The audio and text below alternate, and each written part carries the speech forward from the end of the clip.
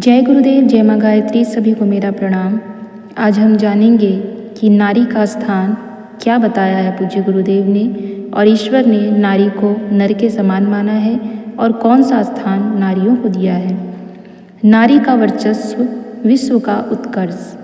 नर और नारी यूँ दोनों ही भगवान की दाईं बाईं आँख, दाईं बाईं भुजा के समान हैं। उनका स्तर, मूल्य, उपयोग, कर्तव्यत, अधिकार पूर्णतः समान है, फिर भी उनमें भावनात्मक दृष्टि से कुछ भौतिक विशेषताएं हैं। नर की प्रकृति में परिश्रम, उपार्जन, संघर्ष, कठोरता जैसे गुणों की विशेषता है। वह बुद्धि और कर्म प्रधान है। नारी में कला, लज्जा, शालीनता, स्नेह, ममता जैसे सद्गुण हैं। वह भाव और सृजन प्रधान है। यह दोनों ही गुण अपने अपने स्थान पर महत्वपूर्ण हैं। उनका समन्वय ही एक पूर्ण व्यक्तित्व का निर्माण करता है।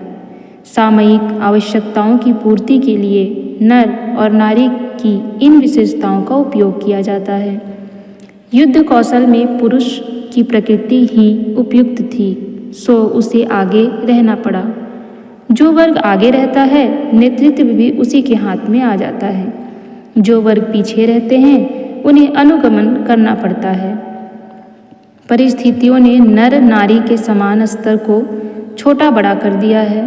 पुरुष की प्रभुता मिली, नारी उसकी अनुचरी बन गई। जहाँ प्रेम, सद्भाव की स्थिति थी, वहाँ उस आधार पर हुआ, और जहाँ दबाव और विवस्वता की स्थिति थी, वहाँ दमनपूर्वक किया गया। दोनों ही परिस्थितियों में पुरुष आगे रहे और नारी पीछे। नए युग के लिए हमें नई नारी का सृजन करना होगा, जो विश्व के भावनात्मक क्षेत्र को अपने मजबूत हाथों में संभाल सके और अपनी स्वाभाविक महत्ता का लाभ समस्त संसार को देकर नार किए दावानल के जलने वाले कोटि कोटि नर पशुओं को नर नारायण के रूप में परिणत करना संभव करके दिखा सके।